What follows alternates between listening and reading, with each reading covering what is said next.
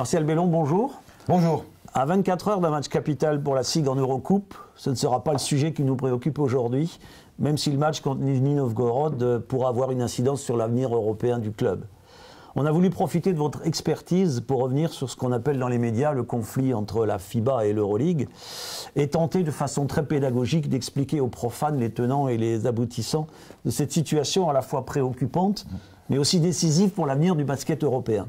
Alors tout d'abord, dites-nous comment en est-on venu là? Oui, alors d'abord, c'est vrai que vous avez raison de préciser en introduction que l'actualité importante, c'est le match de demain. Mais bien évidemment, il s'est passé beaucoup de choses ces derniers jours sur le conflit FIBA-Euroleague. Et avec les clubs français, évidemment, j'ai participé à un certain nombre de discussions. Donc, il est important, et vous avez raison de le préciser, qu'avec pédagogie, je vais essayer de le faire, nos fans, nos supporters tentent d'avoir un peu d'explication. D'abord, il faut revenir à 15 ans en arrière, où les grands clubs européens ont décidé de prendre leur avenir en main en matière d'organisation des compétitions européennes et ils ont créé une société qui s'appelle toujours Euroleague. 11 clubs sont majoritaires dans le capital de cette société, avec d'autres actionnaires qui sont les ligues domestiques, les ligues nationales, et les clubs qui participent à l'Euroleague. Cette année, nous avons acheté en début d'année une action de l'Euroleague que nous revendrons en fin d'année. Pendant 15 ans, l'Euroleague a organisé, avec un niveau de professionnalisme accru, un niveau d'exposition médiatique accru, deux très belles compétitions à laquelle on a participé ces dernières années. Depuis 2 ans, la FIBA, Fédération internationale de basket, qui est l'autorité de régulation, l'autorité institutionnelle, qu'à dirait l'autorité politique, mais tous les sports sont organisés de cette manière, a souhaité reprendre en main l'organisation des compétitions européennes et a engagé un dialogue avec l'Euroleague en proposant à l'Euroleague d'intégrer la FIBA tout en conservant le pilotage et la maîtrise de la compétition.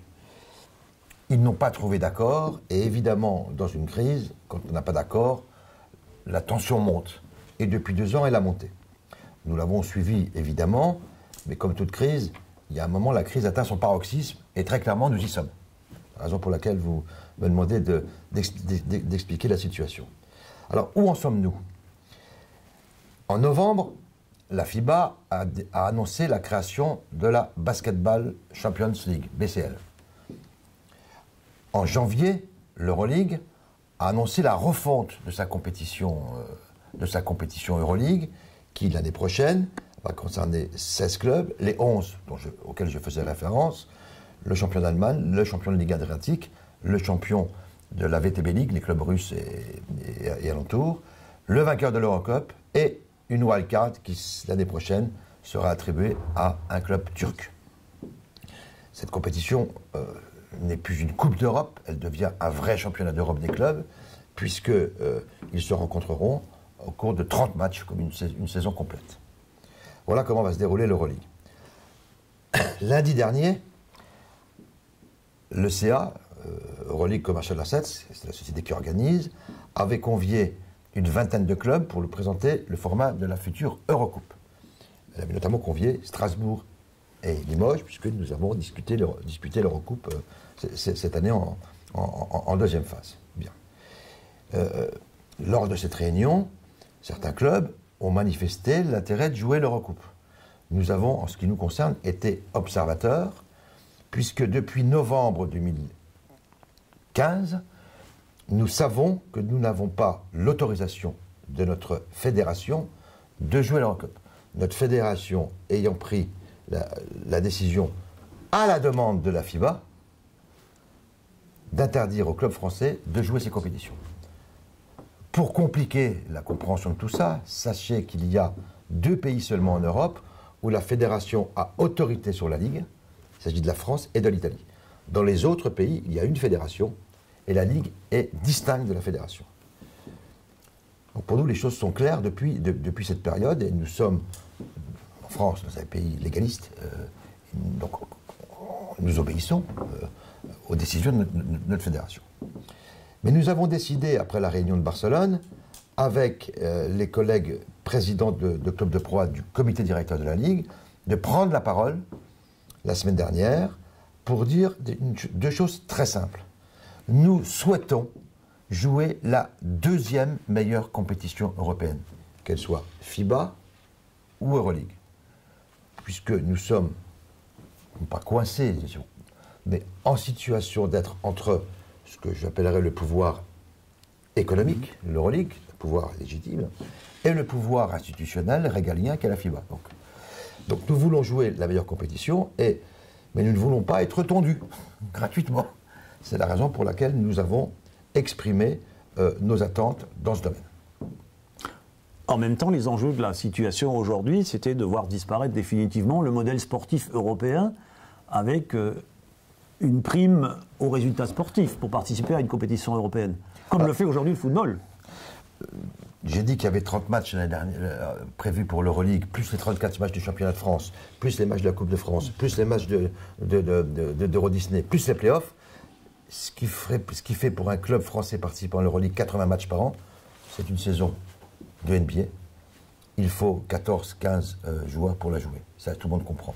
Mais l'Eurocoupe, la saison prochaine, avec ses 24 clubs, va passer au même format que nous avons connu cette année pour l'Euroleague. C'est-à-dire un premier tour et un top 16 avec 14 matchs. Donc, ce n'est pas 30 matchs qu'il faudra jouer, mais 24, ce qui est encore beaucoup. Donc, l'une des conséquences possibles, si les joueurs français jouent l'Eurocup, c'est que le championnat de France devrait non plus rester à 18, mais passer à 16, voire à 14, pour que toutes les dates de la saison rentrent dans le calendrier.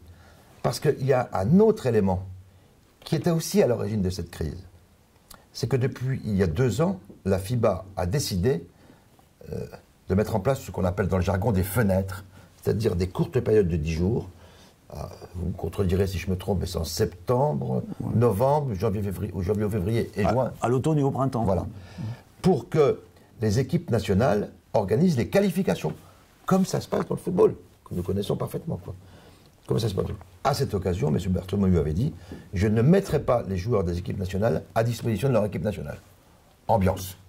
Tout ça a contribué à faire monter la pression. Donc, si tout le monde me suit bien, entre le calendrier des différentes compétitions, les fenêtres qu'il faut laisser ouvertes pour que les joueurs des clubs français qui joueront en équipe nationale puissent y participer, ça laisse plus beaucoup de possibilités. Ça, c'est du côté de l'Eurocup.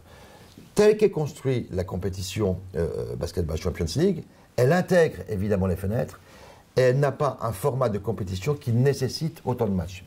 Par contre, nous avons exprimé nos doutes sur les capacités de la FIBA à organiser ce genre de compétition, parce qu'elle ne l'a pas fait depuis de nombreuses années, et à avoir un niveau de professionnalisme au même titre que l'Eurocup. Vous voyez, les choses ne sont pas blanches d'un côté ou noires de l'autre et inversement. C'est pour ça que l'affaire est très complexe. Mais il s'est passé un certain nombre d'événements ces derniers jours.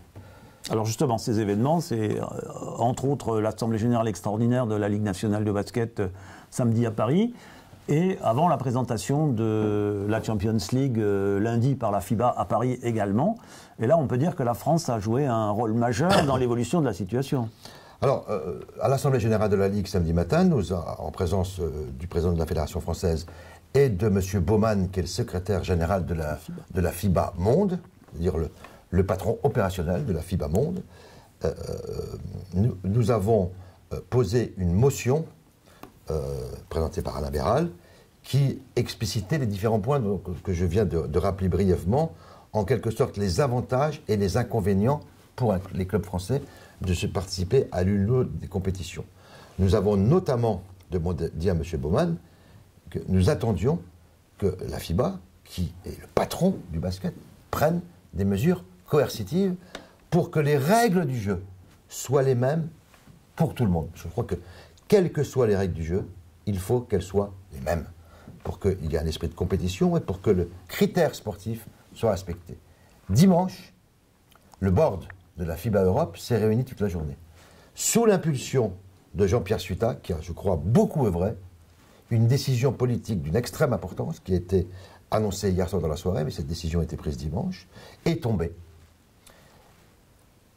La FIBA sanctionnera les fédérations nationales pour leur équipe nationale, participation au championnat d'Europe, si ces mêmes fédérations laissent leur club s'engager en Eurocup.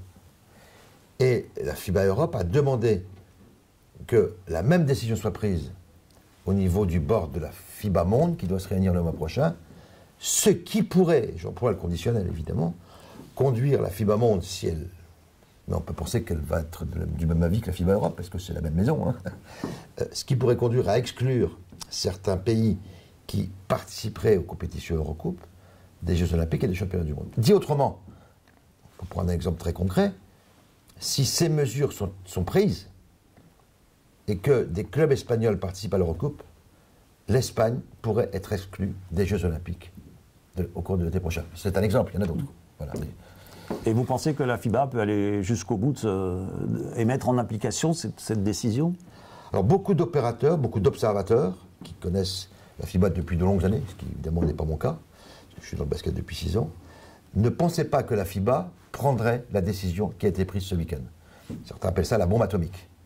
Ne pensaient pas la FIBA en capacité de prendre cette décision, tant elle avait montré des faiblesses au cours des années précédentes. Moi, j'observe que la décision a été prise. Ce qui veut donc dire, et c'était déjà ce qui était dit par Alain Béral ce week-end, les pays qui participeraient à cette Basketball Champions League seraient les clubs de l'Allemagne, de la France, de l'Italie, de la Grèce, de la Turquie, de la Pologne, ce qui veut dire que ne resterait, et encore une fois j'emploie le conditionnel parce que je peux être contredit demain ou après-demain, ne resterait en Eurocoupe que les pays de l'Espagne, de la Ligue Adriatique. La Ligue Adriatique, c'est les pays de l'ex-Yougoslavie, et de la VTB League, qui sont les pays de la Russie, comme j'ai dit tout à l'heure, et des pays limitrophes. Il va de soi que l'Eurocoupe ne serait plus une vraie compétition européenne et que la BCL deviendrait la deuxième compétition de référence. Alors ce crédit apporté à la Basket Champions League, on sait aujourd'hui que la France aurait 3 voire 4 tickets dans cette future compétition, dont 2 a priori on peut imaginer pour les finalistes de la Pro A. Est-ce que vous savez quand la LNB va se prononcer sur l'attribution de ces tickets? Alors sur les tickets, vous avez raison, c'est ce qui est annoncé hier à Paris au lancement de la Champions League. Il appartiendra à chaque ligue de déterminer ses critères sportifs pour désigner les clubs qui participeront à cette compétition. Le comité directeur de la Ligue se réunira le mois prochain et prendra la décision à ce moment-là.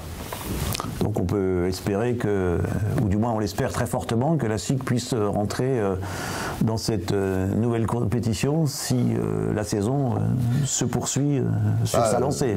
Vous savez, il faut à minima être demi-finaliste. Hein. Je ne sais pas si on retiendra les demi-finalistes ou les 2 finalistes, plus le premier de la saison régulière ou le vainqueur de la Coupe de France. Plusieurs options seront ouvertes. Mais il va de soi que pour participer à cette compétition européenne, il faut être parmi les tout meilleurs, quoi. Ce qui, somme toute, chacun en conviendra, n'est pas totalement illogique. Je voudrais, là aussi, préciser un point.